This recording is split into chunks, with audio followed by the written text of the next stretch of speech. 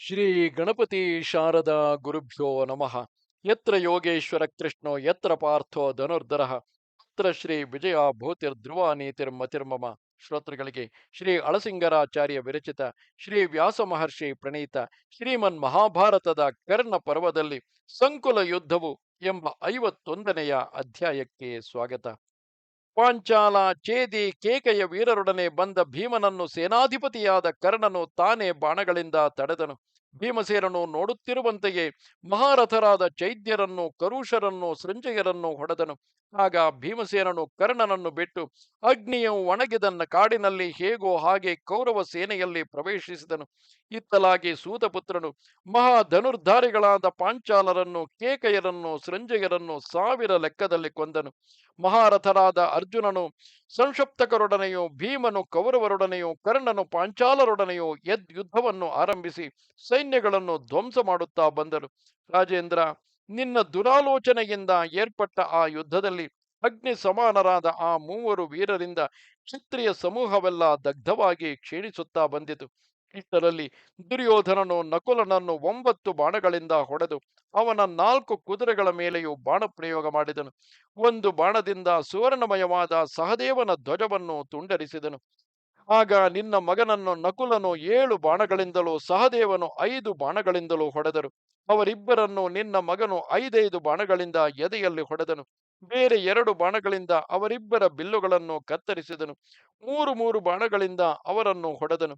ದೇವಕುಮಾರರಿಗೆ ಸಮಾನರಾದ ಆ ವೀರ ಸಹೋದರರಿಬ್ಬರು ಕೂಡಲೇ ಇಂದ್ರ ಧನುಸ್ಸಿಗೆ ಸಮಾನವಾದ ಬೇರೆ 2 ಬಿಲ್ಲನ್ನು ಕೈಗೆತ್ತಿಕೊಂಡರು. 2 ಮಹಾಮೇಘಗಳು ಬೆಟ್ಟದ ಮೇಲೆ ನೀರು ಸುರಿಸುವಂತೆ ತಮ್ಮ ದಾಯಾದಿಗಳಾದ ಕೌರವರ ಮೇಲೆ ಘೋರ ಬಾಣಗಳನ್ನು ವರ್ಷಿಸಿದರು. ಓ ಮಹಾರಾಜ, ಮಹಾರಥನಾದ ನಿನ್ನ ಮಗನು ಧನುರ್ಧಾರಿಗಳಾದ ಆ ಪಾಂಡುಪುತ್ರರಿಬ್ಬರನ್ನು ಬಾಣಗಳಿಂದ ತಡೆದನು. ಆಗಿನ ಯುದ್ಧದಲ್ಲಿ ದುರ್ಯೋಧನನ ಬಿಲ್ಲು ಯಾವಾಗಲೂ ಮಂಡಲಾಕಾರವಾಗಿ ಬಗ್ಗಿಸಿದಂತೆಯೇ ಕಾಣಿಸಿತು. ಬಾಣಗಳು ನಾನಾ ದಿಕ್ಕುಗಳಿಂದ ಹೊರಬೀಳುವಂತೆ ಕಂಡಿತು. ಆಗ ಮಾದ್ರಿ ಪುತ್ರರಿಬ್ಬರು ದುರ್ಯೋಧನನ ಬಾಣಗಳಿಂದ ಚೆನ್ನಾಗಿ ಮರೆಸಲ್ಪಟ್ಟು ಆಕಾಶದಲ್ಲಿ ಮೇಘಾವೃತವಾದ ಚಂದ್ರ ಸೂರ್ಯರಂತೆ ಕಾಂತಿಗೊಂದಿದ್ದರು. ಓ ಮಹಾರಾಜ, ಸುವರ್ಣದ ಕಟ್ಟುಗಳಿಂದ ಕೂಡಿ ಸಾಣೆಯಲ್ಲಿ ತೀಡಿದ ಆ ಬಾಣಗಳು ಸೂರ್ಯನ ಕಿರಣಗಳಂತೆ ಎಲ್ಲ ದಿಕ್ಕುಗಳನ್ನು ಮರೆಸಿದವು. ಆಕಾಶವೆಲ್ಲವೂ ಬಾಣಮಯವಾಗಿ ಮರೆಸಿ ಹೋಗಿರಲು ಆಗ ದುರ್ಯೋಧನ ರಾಜನ ರೂಪವು ಕಾಲಾಂತಕನಿಗೂ ಯಮನಿಗೂ ಸಮಾನವಾಗಿ ಕಂಡುಬಂದಿತು. ಆಗ ನಿನ್ನ ಕುಮಾರನ ಪರಾಕ್ರಮವನ್ನು ನೋಡಿ ಮಹಾರಥರೆಲ್ಲರೂ ಮಾದ್ರಿ ಪುತ್ರರು ಮೃತ್ಯುವಿನ ಸಮೀಪವನ್ನು ಸೇರಿದರೆಂದೇ ಭಾವಿಸಿದರು. ಆಮೇಲೆ ಪಾಂಡವ ಸೈನ್ಯಾಧಿಪತಿಯು ಮಹಾರಥನೂ ಆದ ದೃಷ್ಟದ್ಯುಮ್ನನು ಅಪಾಯದಲ್ಲಿದ್ದ ಆ ಮಾದ್ರಿ ಪುತ್ರರನ್ನು ದಾಟಿ ಮುಂದೆ ಹೋಗಿ ನಿನ್ನ ಮಗನನ್ನು ಬಾಣಗಳಿಂದ ತಡೆದನು. ನಿನ್ನ ಮಗನು ಕೋಪಗೊಂಡು ನಗುತ್ತಾ ಆ ಪಾಂಚಾಲನನ್ನು 25 ಬಾಣಗಳಿಂದಲೂ ತಿರುಗಿ 65 ಬಾಣಗಳಿಂದಲೂ ಹೊಡೆದು ಸಿಂಹನಾದ ಮಾಡಿದನು. ಬೇರೆ ಕೆಲವು ತೀಕ್ಷ್ಣ ಬಾಣಗಳಿಂದ ದೃಷ್ಟದ್ಯುಮ್ನನು ಬಾಣಸಂಧಾನ ಮಾಡಿದ್ದ ಬಿಲ್ಲನ್ನು ಕೈ ಹಿಡಿಯ ಭಾಗದಲ್ಲಿ ಕತ್ತರಿಸಿದನು. ದೃಷ್ಟದ್ಯುಮ್ನನು ಕತ್ತರಿಸಿ ಹೋದ ಆ ಬಿಲ್ಲನ್ನು ಬಿಸುಟು ಹೊಸ ಬಿಲ್ಲನ್ನು ಹಿಡಿದು ಕೋಪದಿಂದ ಕೆಂಪೇರಿದ ಕಣ್ಣುಗಳೊಡನೆ ದುರ್ಯೋಧನನನ್ನು ಕೊಲ್ಲಲು ಉದ್ದೇಶಿಸಿ ಸರ್ಪದಂತೆ ಧ್ವನಿ ಮಾಡುವ 15 ಬಾಣಗಳನ್ನು ಆತನ ಮೇಲೆ ಪ್ರಯೋಗಿಸಿದನು. ಗರಿಗಳಿಂದ ಅಲಂಕೃತವಾದ ಆ ಬಾಣಗಳು ರಾಜನ ಸುವರ್ಣ ಕವಚಗಳನ್ನು ಭೇದಿಸಿಕೊಂಡು ವೇಗದಿಂದ ಭೂಮಿಯಲ್ಲಿ ನಾಟಿದವು. ಆ ಬಾಣಗಳು ಮೈಯಲ್ಲಿ ನಾಟಿದ್ದಾಗ ನಿನ್ನ ಕುಮಾರನು ವಸಂತ ಕಾಲದಲ್ಲಿ ಪುಷ್ಪ ಭರಿತವಾದ ದೊಡ್ಡ ಮುತ್ತುಗದ ಮರದಂತೆ ಕಾಣಿಸಿದನು. ಕವಚವು ಹರಿದು ಬಾಣ ಪ್ರಹಾರದಿಂದ ನೊಂದ ದುರ್ಯೋಧನನು ಮಹಾಕೋಪದಿಂದ ಒಂದು ಆಯುಧವನ್ನೆಸೆದು ದೃಷ್ಟದ್ಯುಮ್ನನ ಬಿಲ್ಲನ್ನು ಕತ್ತರಿಸಿದನು. ದೃಷ್ಟದ್ಯುಮ್ನನ ಹುಬ್ಬುಗಳ ನಡುಭಾಗಕ್ಕೆ ಗುರಿಯಿಟ್ಟು 10 ಬಾಣಗಳನ್ನು ಪ್ರಯೋಗಿಸಿದನು. ಚೆನ್ನಾಗಿ ತೀಡಿ ಸಾಣೆ ಹಿಡಿದ ಆ ಬಾಣಗಳು ಜೇನಿನ ಆಶೆಗಾಗಿ ಜೇನು ಹುಳುಗಳು ಅರಳಿದ ತಾವರೆ ಹೂಗಳ ಮೇಲೆ ಬಂದು ಬೀಳುವಂತೆ ಆ ದೃಷ್ಟದ್ಯುಮ್ನನ ಮುಖದಲ್ಲಿ ತಗುಲಿದವು. ಆಗ ದೃಷ್ಟದ್ಯುಮ್ನನು 16 ಬಾಣಗಳನ್ನು ಕೈಗೆತ್ತಿಕೊಂಡು 5 ಬಾಣಗಳಿಂದ ದುರ್ಯೋಧನನ ಕುದುರೆಗಳನ್ನು ಸಾರಥಿಯನ್ನು ಕೊಂದನು. ಒಂದು ಬಾಣದಿಂದ ಆತನ ಬಿಲ್ಲನ್ನು ಕತ್ತರಿಸಿದನು. 10 ಬಾಣಗಳಿಂದ ನಿನ್ನ ಪುತ್ರನ ರಥವನ್ನು, ಕೊಡೆಯನ್ನು, ಶಕ್ತಿಯನ್ನು, ಕತ್ತಿಯನ್ನು, ಗದೆಯನ್ನು, ಧ್ವಜವನ್ನು ಭೇದಿಸಿ ಕೆಡಹಿದನು. ಚಿನ್ನದ ಕಟ್ಟುಳ್ಳ ರಾಜನ ಕೊಡೆಯು ಮಣಿಮಯವೂ ಮಂಗಳಕರವೂ ಆದ ನಾಗಧ್ವಜವು ಮುರಿದು ಬಿದ್ದುದನ್ನು ರಾಜರೆಲ್ಲರೂ ನೋಡುತ್ತಿದ್ದರು. ದುರ್ಯೋಧನನ ಒಡಹುಟ್ಟಿದವರು ತಮ್ಮ ಅಣ್ಣನು ರಥ, ಧ್ವಜ, ಕವಚ, ಆಯುಧಗಳನ್ನೆಲ್ಲ ಕಳೆದುಕೊಂಡು ನಿರಾಶ್ರಯನಾಗಿ ನಿಂತಿರುವುದನ್ನು ಕಂಡರು. ಒಡನೆಯೇ ಕುಂಡಧಾರನು ಮನಸ್ಥೈರ್ಯದಿಂದ ಮುಂದೆ ನುಗ್ಗಿ ದೃಷ್ಟದ್ಯುಮ್ನನು ನೋಡುತ್ತಿರುವಾಗಲೇ ಮಹಾರಥನಾದ ದುರ್ಯೋಧನನನ್ನು ತನ್ನ ರಥದ ಮೇಲೇರಿಸಿಕೊಂಡು ಬೇರೆ ಸ್ಥಳಕ್ಕೆ ಕರೆದೊಯ್ದನು. ಆಗ ರಾಜನ ವಿಷಯದಲ್ಲಿ ಅಧಿಕ ಕಾತರನಾಗಿದ್ದ ಕರ್ಣನು ಕೋಪಗೊಂಡು ಸಾತ್ವಿಕೆಯನ್ನು ಬಿಟ್ಟು ದ್ರೋಣಘಾತುಕನಾದ ದೃಷ್ಟದ್ಯುಮ್ನನನ್ನು ಎದುರಿಸಿ ಹೊರಟನು. ಬಾಣದಿಂದ ನೊಂದಿದ್ದರೂ ಸಾತ್ವಿಕೆಯು ಆನೆಯನ್ನು ಬೇರೊಂದು ಆನೆಯು ಕೊಂಬುಗಳಿಂದ ತಿವಿದು ಓಡಿಸಿಕೊಂಡು ಹೋಗುವಂತೆ ಕರ್ಣನನ್ನು ವೇಗದಿಂದ ಹಿಂಬಾಲಿಸಿ ಹೊರಟನು. ಕರ್ಣನಿಗೂ ದೃಷ್ಟದ್ಯುಮ್ನನಿಗೂ ತಗುಲಿದ ಆ ಮಹಾಯುದ್ಧದಲ್ಲಿ ಪಾಂಡವರ ಕಡೆಯಲ್ಲಿಯಾಗಲಿ ನಮ್ಮ ಕಡೆಯಲ್ಲಾಗಲಿ ಯಾರೂ ಹಿಂಜರಿಯುವಂತೆ ಕಾಣಲಿಲ್ಲ. ಕರ್ಣನು ವೇಗದಿಂದ ಪಾಂಚಾಲರನ್ನು ಎದುರಿಸಿ ಹೊಡೆದನು. ನಡು ಹಗಲಿನಲ್ಲಿ ಉಭಯ ಪಕ್ಷದಲ್ಲಿಯೂ ಆನೆಗಳು, ಕುದುರೆಗಳು, ರಥಗಳು ಅಧಿಕ ಸಂಖ್ಯೆಯಲ್ಲಿ ಹತವಾದವು. ಪಕ್ಷಿಗಳು ಗುಂಪಾಗಿ ಮರದ ಮೇಲೆ ಬಂದು ಬೀಳುವಂತೆ ಪಾಂಚಾಲರು ಜಯಾತುರದಿಂದ ಕರ್ಣನನ್ನು ನಾಲ್ಕು ಕಡೆಗಳಿಂದಲೂ ಎದುರಿಸುತ್ತಾ ಬಂದರು. ಆಗ ಅಧಿರಥ ಪುತ್ರನಾದ ಕರ್ಣನು ಪಾಂಡವ ಪಕ್ಷದ ಪ್ರಧಾನ ವೀರರನ್ನೆಲ್ಲ ಹುಡುಕಿ ಬಾಣಗಳನ್ನು ಬಿಡುತ್ತಾ ಬಂದನು. ವ್ಯಾಘ್ರಕೇತು, ಸುಶರ್ಮ, ಶುಕ್ರ, ಚಿತ್ರಾಯುಧ, ಕ್ರತು, ದುರ್ಜಯ, ರೋಚಮಾನ, ಸಿಂಹಸೇನರೆಂಬಿ 8 ಮಂದಿಯು ಕರ್ಣನ ಮೇಲೆ ವೇಗದಿಂದ ಬಾಣಗಳನ್ನು ಪ್ರಯೋಗಿಸುತ್ತಾ ದೊಡ್ಡ ರಥ ಸಮೂಹದೊಡನೆ ಅವನನ್ನು ಸುತ್ತಿಕೊಂಡರು. ಕರ್ಣನು ಆ 8 ಮಂದಿ ಪಾಂಚಾಲ ವೀರರನ್ನು ಕ್ರಮವಾಗಿ 8 ಬಾಣಗಳಿಂದ ಕೊಂದು ಸಮರ್ಥರಾದ ಇನ್ನೂ 1000 ಲೆಕ್ಕದ ಯುದ್ಧವೀರರನ್ನು ಕೊಂದನು. ಮಹಾರಥರಾದ ವಿಷ್ಣು, ವಿಷ್ಣುವರ್ಮ, ದೇವಾಪಿ, ಭದ್ರ, ದಂಡಧರ, ಚಿತ್ರಾಯುಧ, ಹರಿ, ಸಿಂಹಕೇತು, ರೋಚಮಾನ, ಶಲಭ ಮೊದಲಾಗಿ ಚೇದಿ ದೇಶದ ಮಹಾರಥರನ್ನೆಲ್ಲ ಕೊಂದನು. ಈ ಕೊಲೆಗೆಲಸದಿಂದ ರಕ್ತಲೇಪಿತವಾದ ಆ ಕರ್ಣನ ಶರೀರವು ಕಾಲರುದ್ರನ ಶರೀರದಂತೆ ಅತಿ ಭಯಂಕರವಾಗಿದ್ದಿತು. ಆ ಯುದ್ಧದಲ್ಲಿ ಕರ್ಣನ ಬಾಣಗಳಿಂದ ಪೆಟ್ಟು ತಿಂದ ಆನೆಗಳು ದಿಗ್ಭ್ರಮೆ ಹಿಡಿದು ನಾನಾ ಕಡೆಗಳಲ್ಲಿ ಓಡಿದವು.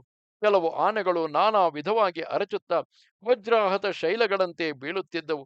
ಹೀಗೆ ಆ ಯುದ್ಧಭೂಮಿಯು ಎಲ್ಲ ಕಡೆಗಳಲ್ಲಿ ಬೀಳುತ್ತಿರುವ ಆನೆಗಳಿಂದಲೂ, ಕುದುರೆಗಳಿಂದಲೂ, ಕಾಲಾಳುಗಳಿಂದಲೂ, ಮುರಿದು ಬೀಳುವ ರಥಗಳಿಂದಲೂ, ಧ್ವಜಗಳಿಂದಲೂ ತುಂಬಿ ಹೋಯಿತು.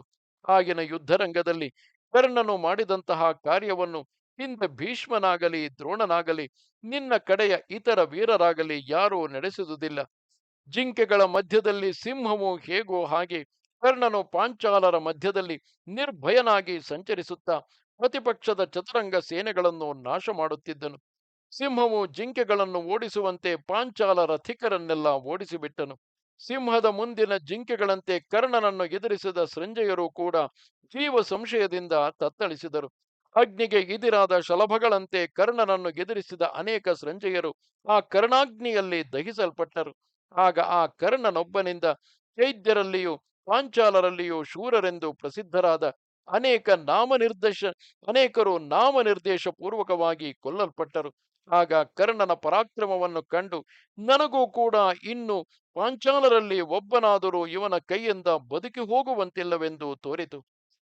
ಹೀಗೆ ಸೂತಪುತ್ರನು ಪಾಂಚಾಲರನ್ನು ಎಲ್ಲ ಕಡೆಯೂ ಸೋಲಿಸಿ ಮಹಾಕೋಪದಿಂದ ಕುಂತಿಪುತ್ರನಾದ ಯುಧಿಷ್ಠಿರನನ್ನು ಎದುರಿಸಿ ಹೊರಟನು. ಇದನ್ನು ಕಂಡು ಯುಧಿಷ್ಠಿರನ ರಕ್ಷಣೆಗಾಗಿ ದೃಷ್ಟದ್ಯುಮ್ನನು, ದ್ರೌಪದಿ ಪುತ್ರರು, ಇತರ ಜನರು ನೂರಾರು ಸಂಖ್ಯೆಯಲ್ಲಿ ಅವನನ್ನು ಸುತ್ತಿ ನಿಂತರು. ಶಿಖಂಡಿಯು, ಸಹದೇವನು, ನಕುಲನು, ನಕುಲಪುತ್ರನಾದ ಜನಮೇಜಯನು, ಸಾತ್ವಿಕೆಯು, ಪ್ರಭದ್ರಕರು, ದೃಷ್ಟದ್ಯುಮ್ನನು ಆಗ ಮುಂದಾಳುಗಳಾಗಿ ನಿಂತು ಕರ್ಣನನ್ನು ಬಾಣಗಳಿಂದಲೂ ಅಸ್ತ್ರಗಳಿಂದಲೂ ಹೊಡೆದರು. ಗರುಡನು ಸರ್ಪಗಳನ್ನು ಹೇಗೋ ಹಾಗೆ ಕರ್ಣನು ಏಕಾಕಿಯಾಗಿಯೇ ಅನೇಕ ಚೈದ್ಯರನ್ನು, ಪಾಂಚಾಲರನ್ನು, ಪಾಂಡವರನ್ನು ಎದುರಿಸಿದನು. ಹಿಂದೆ ದೇವಾಸುರ ಯುದ್ಧದಂತೆ ಮಹಾಘೋರವಾದ ಯುದ್ಧವು ನಡೆಯಿತು. ಕೈಯಲ್ಲಿ ಬಿಲ್ಲುಗಳನ್ನು ಹಿಡಿದು ಎಲ್ಲರೂ ಒಂದಾಗಿ ಸೇರಿ ತಂಡೋಪತಂಡವಾಗಿ ಬಾಣ ವರ್ಷಗಳನ್ನು ಸುರಿಸುತ್ತಿದ್ದ ಆ ವೀರರನ್ನು ಸೂರ್ಯನು ಕತ್ತಲೆಯನ್ನು ಹೇಗೋ ಹಾಗೆ ಏಕಾಕಿಯಾದ ಕರ್ಣನು ಲೀಲಾಮಾತ್ರದಿಂದ ಅಡಗಿಸಿಬಿಟ್ಟನು. ಹೀಗೆ ಕರ್ಣನು ಪಾಂಡವರನ್ನು ಎದುರಿಸಿ ನಿಂತ ಸಮಯದಲ್ಲಿಯೇ ಭೀಮಸೇನನು ಯಮದಂಡಕ್ಕೆ ಸಮಾನವಾದ ಬಾಣಗಳಿಂದ ಕರ್ಣನನ್ನು 4 ಕಡೆಗಳಲ್ಲಿಯೂ ಹೊಡೆದನು. ಆದರೂ ಮಹಾಧನುರ್ಧಾರಿಯಾದ ಕರ್ಣನು ಒಬ್ಬಂಟಿಗನಾಗಿಯೇ ಎದ್ದು ಬಾಕ್ಲೀಕ, ಕೇಕಯ, ಮಾತ್ಸ್ಯ, ವಾಸಾತ್ಯ, ಮದ್ರ ಸೈಂಧವರನ್ನೆಲ್ಲ ಎದುರಿಸಿ ಯುದ್ಧ ಮಾಡುತ್ತಾ ತೇಜಸ್ಸಿನಿಂದ ಬೆಳಗಿದನು.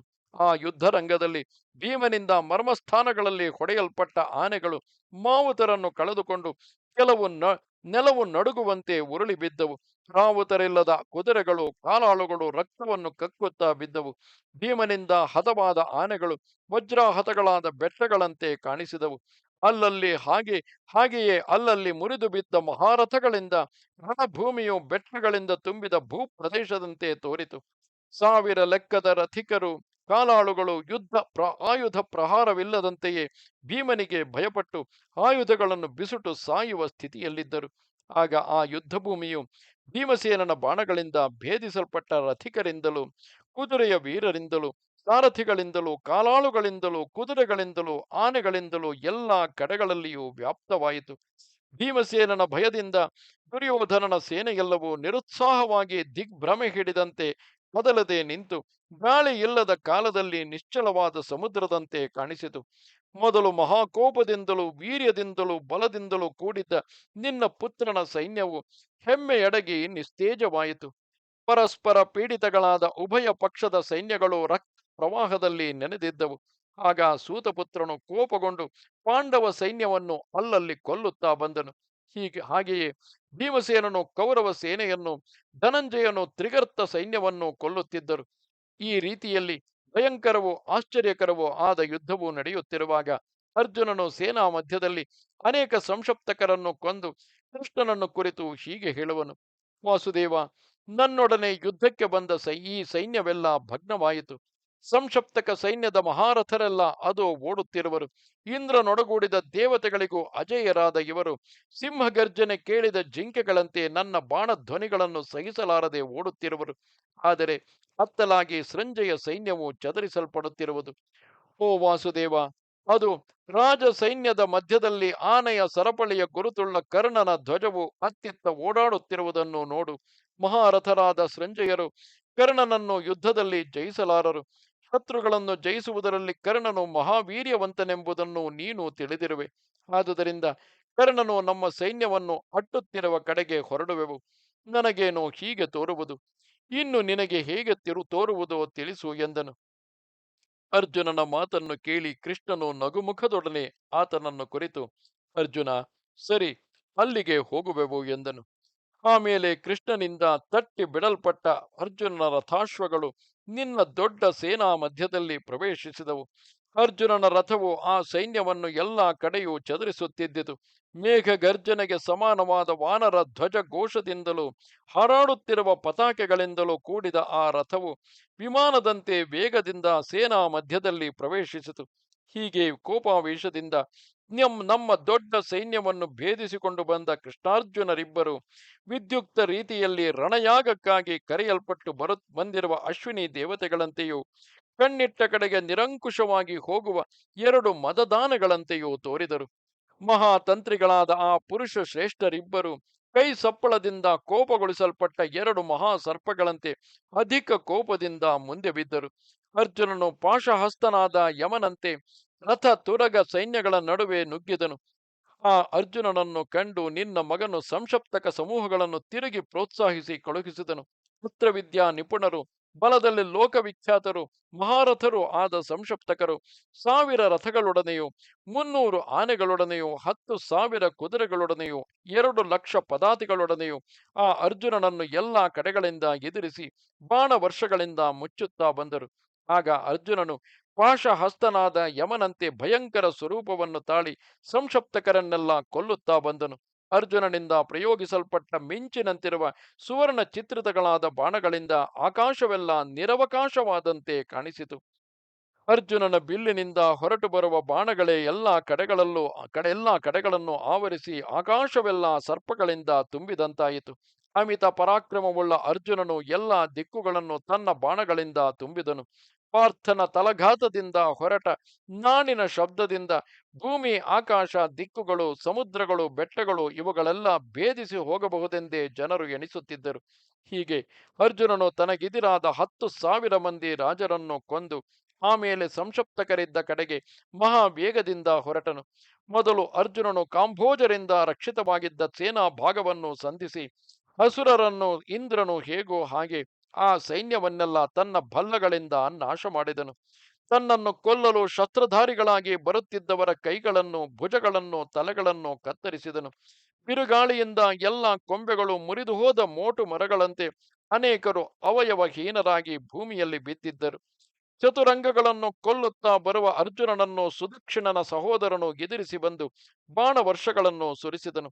ಒಡನೆಯೇ ಪಾರ್ಥನು ಪರಿಘ ಸಮಾನಗಳಾದ ಅವನ ಎರಡು ಕೈಗಳನ್ನು ಅರ್ಧಚಂದ್ರ ಬಾಣಗಳಿಂದ ಕತ್ತರಿಸಿ ಪೂರ್ಣ ಚಂದ್ರನಂತಿದ್ದ ಮುಖವುಳ್ಳ ಅವನ ತಲೆಯನ್ನು ಒಂದು ಬಾಣದಿಂದ ಕತ್ತರಿಸಿ ಕೆಡಹಿದನು.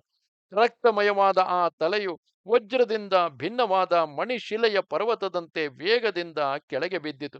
ತಾವರೆಯ ದಳಗಳಂತೆ ಕಣ್ಣುಗಳುಳ್ಳವನು, ಸುಂದರಾಂಗನು, ಮಹೋನ್ನತಾಕಾರವುಳ್ಳವನು ಆದ ಆ ಸುದಕ್ಷಿಣ ಸಹೋದರನು ಅರ್ಜುನನಿಂದ ಹತನಾಗಿ ಮುರಿದ ಚಿನ್ನದ ಕಂಬದಂತೆಯೂ ಸುವರ್ಣ ಗಿರಿಯಂತೆಯೂ ಬಿದ್ದುದನ್ನು ಕಾಂಬೋಜರು ಕಂಡರು.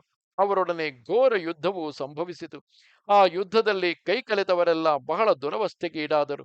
ಅರ್ಜುನನ ಬಾಣಗಳಿಂದ ಹತರಾದ ಕಾಂಬೋಜ ದೇಶದ ಆಶ್ವಿಕರು, ಶಕರು, ಯವನರು ಇವರ ದೇಹ ರಕ್ತಗಳಿಂದ ಎಲ್ಲವೂ ರಕ್ತಮಯವಾಯಿತು. ಭೀಮಾರ್ಜುನ ಕರ್ಣರೆಂಬಿ ಮೂವರು ಮಹಾವೀರರು ಕೋಪದಿಂದ ಯುದ್ಧವನ್ನು ಆರಂಭಿಸಿದಾಗ ಎಲ್ಲೆಲ್ಲಿ ನೋಡಿದರೂ ಕುದುರೆಗಳು, ಸಾರಥಿಯು ಸತ್ತ ಶೂನ್ಯ ರಥಗಳು, ರಾವುತರು ಸತ್ತ ಕುದುರೆಗಳು, ಮಾವುತರು ಸತ್ತ ಆನೆಗಳು, ಆನೆಗಳನ್ನು ಕಳೆದುಕೊಂಡ ಮಾವುತರು ಕಾಣಿಸುತ್ತಿದ್ದರು. ಕೌರವ ಸೇನೆಯ ಪಕ್ಷ ಪ್ರಪಕ್ಷಗಳೆರಡು ಹೀಗೆ ವಧಿಸಲ್ಪಡುತ್ತಿರಲು ಅದನ್ನು ನೋಡಿ ಸಹಿಸಲಾರದೆ ಬಲಗರ್ವಿತನಾದ ಅಶ್ವತ್ಥಾಮನು ಸುವರ್ಣಾಲಂಕೃತವಾದ ದೊಡ್ಡ ಬಿಲ್ಲನ್ನು ಮಿಡಿದು ಸೂರ್ಯನು ತನ್ನ ಕಿರಣಗಳನ್ನೆರಚುತ್ತಾ ಬರುವಂತೆ ಘೋರವಾದ ಬಾಣಗಳನ್ನು ವರ್ಷಿಸುತ್ತಾ ವೇಗದಿಂದ ಅರ್ಜುನನನ್ನು ಎದುರಿಸಿದನು. ತಮ್ಮ ಹಸ್ತವೇಗದಿಂದ ಲೋಕವೆಲ್ಲವನ್ನು ಆಶ್ಚರ್ಯಗೊಳಿಸುವವರು, ಯಶಸ್ಕಾಮಿಗಳೂ ಆದ ಅವರಿಬ್ಬರಲ್ಲಿ ಯಾರಿಗೂ ಜಯದಲ್ಲಿ ನಿಶ್ಚಯವಿಲ್ಲದಂತೆ ದೊಡ್ಡ ಯುದ್ಧವು ನಡೆಯಿತು.